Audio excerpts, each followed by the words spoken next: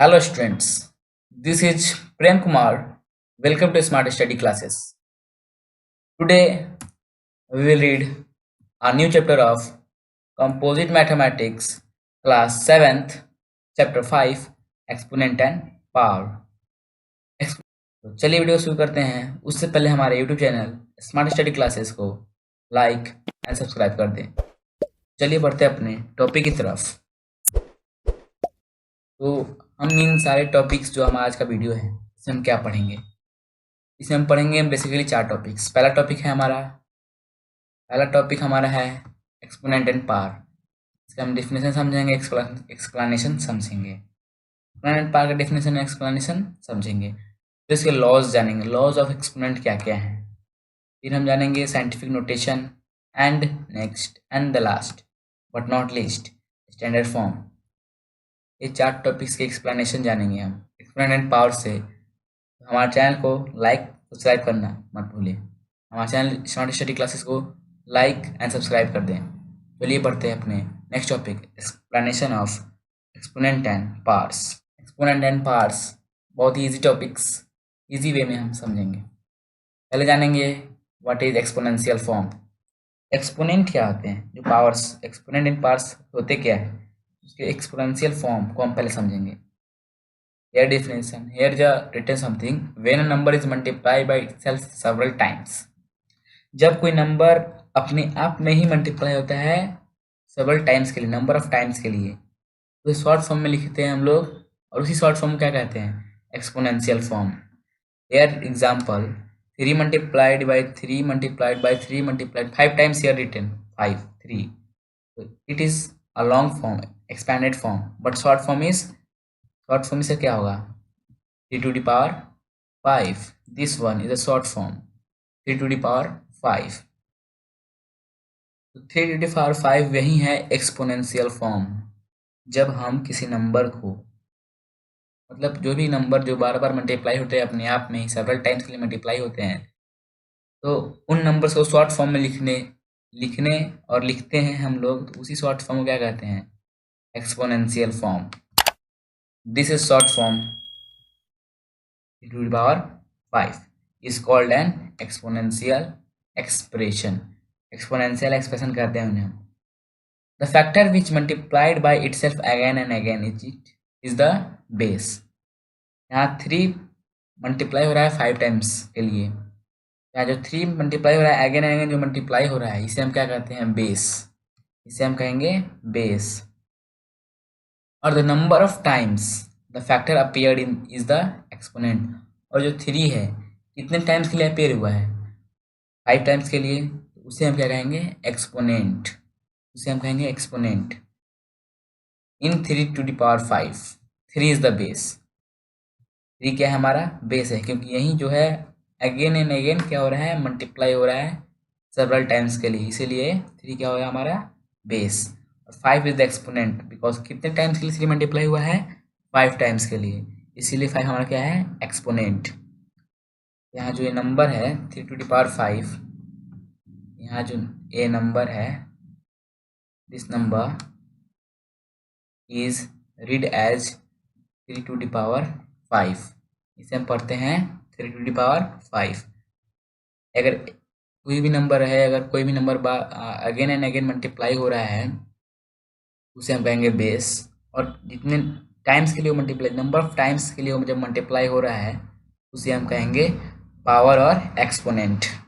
आइए कुछ एग्जांपल देखते हैं और समझते हैं what is exponent and power.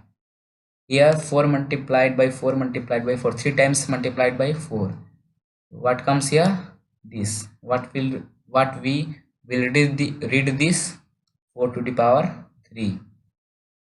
यहाँ 4 क्या होगा हमारा बेस, क्यों, क्योंकि ये यही है जो सेवरल टाइम्स के लिए मल्टीप्लाई हो रहा है खुद से। और next example -2 multiplied by 4 times itself, 4 times, so 4 is the exponent and -2 is the base। Here also 1/2 multiplied by itself 7 times, 1 2 3 4 5 6 7, 7 times multiplied, so 1/2 to the power 7। here something written, power 2 and power 3 have special names assigned to them. Power 2 और power 3 को एक special नाम दिया गया है। Power 2 को हम बोलते हैं स्क्वायर, पावर 3 को बोलते हैं क्यूब। पावर 2 को क्या बोलेंगे हम लोग? स्क्वायर, यहाँ ध्यान दीजिए, स्क्वायर। और पावर 3 को क्या बोलेंगे? क्यूब।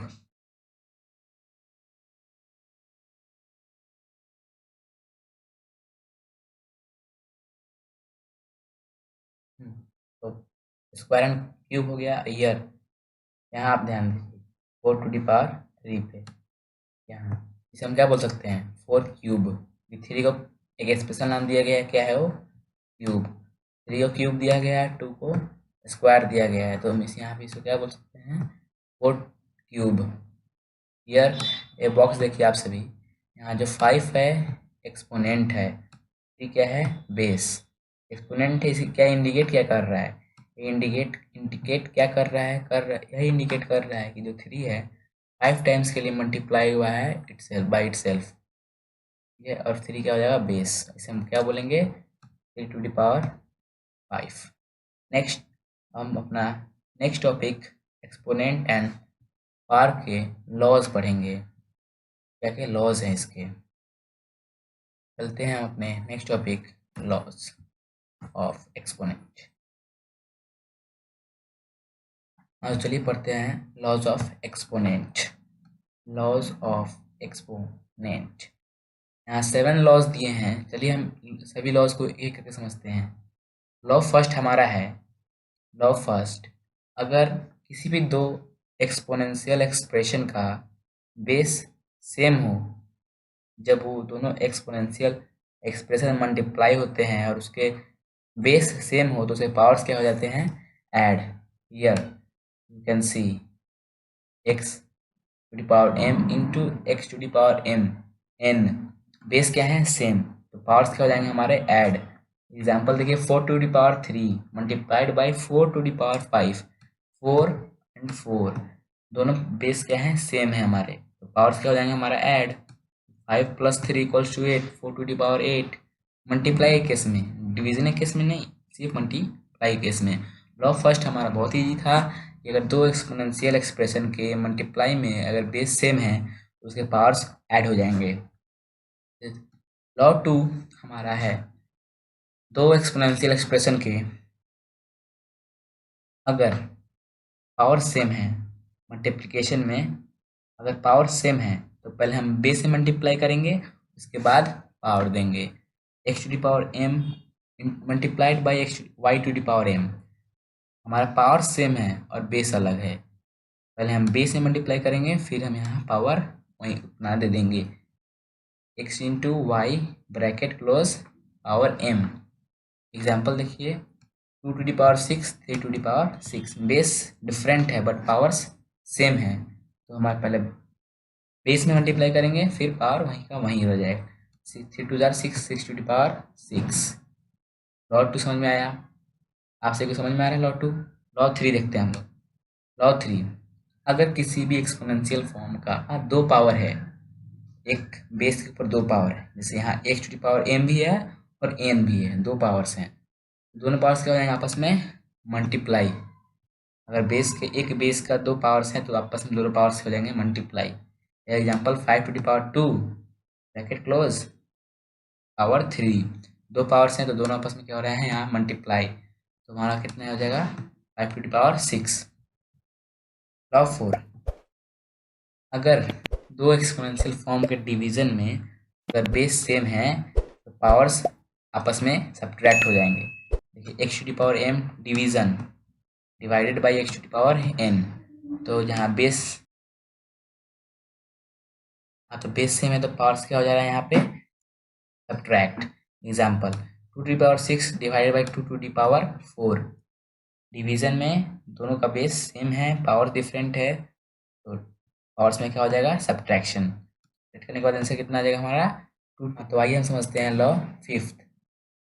लॉ 5, अगर दो एक्सपोनेंशियल फॉर्म के सब डिवीजन में अलग अलग बेस हों बट पावर्स क्या हो? सेम, पावर्स हटा देंगे हम और पहले बेस में डिवीजन करेंगे। पहले बेस में डिवीजन करेंगे फिर पावर देंगे। एग्जाम्पल देखिए 6 to the power 2 division divided by 2 to the power 2। Base different है बट पावर्स सेम है। बेस क्या था हमारा, अलग अलग था पर पावर सेम था। पहले हम बेस में डिवीजन करेंगे फिर पावर जितना था उतना रख देंगे। 6 divided by 2 bracket power 2। Answer हमारा कितना हो जाएगा 3 to the power 2। Law 6 zero exponent very easy. Law 6 and 7। 6 zero exponent और negative exponent very easy laws. Law 6 अगर किसी भी बेस का अगर पावर 0 हो तो उसका आंसर 1 होता है। ऑलवेज अगर किसी भी पावर्स बेस का पावर 0 होगा तो उसका आंसर 1 होगा। लॉ 7 नेगेटिव एक्सपोनेंट है। किसी भी बेस का जो पावर है अगर नेगेटिव में रहेगा तो वह 1/x⁴n के फॉर्म में लिखा जाएगा। इसके फॉर्म में लिखा जाएगा। एग्जाम्पल ईयर 5 के अगर -2 का पावर है तो ये किस तरह लिखा जाएगा 1/5⁴ के फॉर्म में लिखा जाएगा। अगर किसी भी पावर बेस का नेगेटिव एक्सपोनेंट और पावर रहेगा तो 1/ जो नंबर है बेस है उसके फॉर्म में लिखा जाएगा। इसके फॉर्म में इस तरह के फॉर्म में वो लिखा जाएगा। हमने 7th लॉ देख लिया। यहाँ पे पहला लॉ था हमारा बेस सेम हो तो पावर्स ऐड हो जाते हैं मल्टीप्लिकेशन केस में। लॉ 2 था हमारा अगर बेस अलग अलग हो पावर सेम हो मल्टीप्लिकेशन केस में तो पहले हम बेस में मल्टीप्लाई करते हैं फिर पावर देते हैं। लॉ 3 x⁴m अगर किसी बेस के 2 पावर्स रहेंगे तो दोनों पावर्स अपने आप में मल्टीप्लाई हो जाएंगे। Law 4th law base same रहेंगे डिवीजन केस में तो उसके जो भी पावर्स होंगे वो सब्ट्रैक्ट हो जाएंगे अपने आप में। लॉ 5th डिवीजन में अगर पावर्स सेम है बेस अलग अलग है तो पहले हम बेस में डिवीजन करेंगे फिर पावर देंगे। लॉ 6 जीरो एक्सपोनेंट किसी पावर का जीरो अगर जी एक्सपोनेंट 0 हो तो इसका आंसर ऑलवेज 1 होगा। लॉ 7th नेगेटिव एक्सपोनेंट किसी भी बेस का अगर नेगेटिव एक्सपोनेंट है तो 1/x⁴n के फॉर्म में लिखा जाएगा। चलिए हम बढ़ते हैं अपने next topic scientific notation and standard form. हमारा next topic scientific notation and standard form. Scientific notation एक वे है किसी भी नंबर्स को एक यूनिक वे में लिखने का तरीका है। Scientific notation is a product of 2 factors. Scientific notation basically 2 factors का प्रोडक्ट है। पहला फैक्टर होता है नंबर्स होता है जो 1 to 10 के बीच में रहता है। दूसरा फैक्टर्स क्या होते हैं 10 का पावर। 2 फैक्टर से मिलकर बनते हैं साइंटिफिक नोटेशन। किसी भी नंबर्स को जैसे नंबर इतना है इसको हम 2 फैक्टर के रूप में लिखेंगे और उसी हम कहते हैं साइंटिफिक नोटेशन। तो हमें करना है क्या वो दोनों फैक्टर्स को निकालना है। तो कैसे निकालेंगे मतलब कैसे भी बनाएंगे। देखिए for the first factor move the decimal point two the left as many places at it get a number between 1 to 10।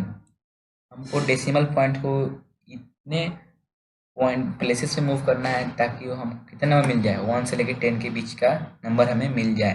जो भी नंबर है उसको इतने डेसिमल पॉइंट में मूव करना है से हम क्या गेट कर सके नंबर्स बिटवीन 1 to 10। यार 8 प्लेसेस मूव करेंगे तो हमें कितना नंबर मिल जाएगा 9। Next use the number places as move to power to 10। जितना प्लेस हमने मूव किया है नेक्स्ट फैक्टर जानने के लिए हमने जितना प्लेसेस मूव किया है उतना प्लेस को क्या करना है हमें 10 का पावर दे देना है। 10 to the power 8 हो जाएगा। ये साइंटिफिक नोटेशन आ जाएगा क्या आएगा इसका नंबर का साइंटिफिक नोटेशन कितना होगा तो 9.46 into 10 to the power 8। 2 factors हैं यहाँ पे 2 फैक्टर्स का प्रोडक्ट हो जाएगा 9.46 इंटू 10 to the power 8। पहला प्रोडक्ट हमारा क्या हो जाएगा 1 to 10 का बीच का नंबर है और दूसरा प्रोडक्ट क्या है 10 का पावर है। इसे ही हम कहते हैं साइंटिफिक नोटेशन। नेक्स्ट टॉपिक हमारा है स्टैंडर्ड फॉर्म। स्टैंडर्ड फॉर्म क्या है वही कन्वर्ज ऑफ साइंटिफिक नोटेशन।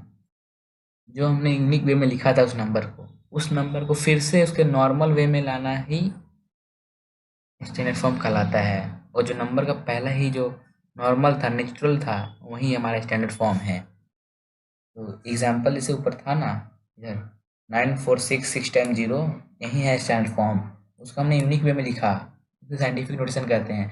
फिर से हम साइंटिफिक नोटेशन से अगर हम नॉर्मल फॉर्म में लिख देंगे उसे हम कहेंगे स्टैंडर्ड फॉर्म। एग्जाम्पल समझते हैं स्टैंडर्ड फॉर्म क्या है। ईयर 1.52 इंटू 10⁴ क्या है, साइंटिफिक नोटेशन में लिखा हुआ है, इसे हम फिर से हमको स्टैंडर्ड फॉर्म में लाना है, तो कैसे लाएंगे, फिर से मल्टीप्लाई करेंगे तो हमारा स्टैंडर्ड फॉर्म आ जाएगा। 1.52 इंटू 10⁴ था इधर, फोर तो फोर्थ का सिंपल स्टैंडर्ड फॉर्म लाएंगे, कितना हो जाएगा हमारा 10,000। फिर 1.52 इंटू 10,000 करेंगे तो हमारा हो जाएगा 15,200। यही हमारा क्या है स्टैंडर्ड फॉर्म। यही the standard form of 1.52 into 10⁴ is 15,200. Standard form is nothing but simply a unique, जो हमने अभी यूनिक फॉर्म में लिखा था उस नंबर को, उसी नंबर को फिर से नेचुरल फॉर्म में लाना ही स्टैंडर्ड फॉर्म कहलाता है। I hope you all have understand this video. So like and subscribe our channel Smart Study Classes. Thank you. Have a nice day.